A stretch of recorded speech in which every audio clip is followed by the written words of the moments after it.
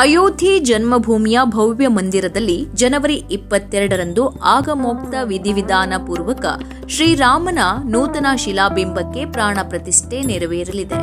ಮರುದಿನ ಜನವರಿ 23ರಿಂದ ಮಂದಿರದ ಟ್ರಸ್ಟಿಗಳಾಗಿರುವ ಶ್ರೀ ಪೇಜಾವರ ಶ್ರೀ ವಿಶ್ವಪ್ರಸನ್ನ ತೀರ್ಥ ಶ್ರೀಪಾದರ ಮಾರ್ಗದರ್ಶನದಲ್ಲಿ 48 ದಿನಗಳ ಕಾಲ ಮಂಡಲೋತ್ಸವ ನಡೆಯಲಿದೆ. ಪ್ರತಿನಿತ್ಯ ವೈದಿಕರಿಂದ ವಿವಿಧ ಹೋಮ ಹವನಗಳು, ಜಪಾನುಷ್ಠಾನ ಪೂರ್ವಕ ಕಲಶಾಭಿಷೇಕಗಳು ನೆರವೇರಲಿದೆ. ರಾಷ್ಟ್ರಪುರುಷ ಪ್ರಜಾಹಿತರತ ಶ್ರೀರಾಮನಿಗೆ ಪ್ರಿಯವಾಗುವಂತೆ ಕಲಶ ಪೂಜೆ ನೆರವೇರಿಸಲು ಶ್ರೀಗಳು ರಾಮರಾಜ್ಯದ ಕಲ್ಪನೆ ಅನುಸಾರ ಯೋಜನೆ ರೂಪಿಸಿದ್ದಾರೆ.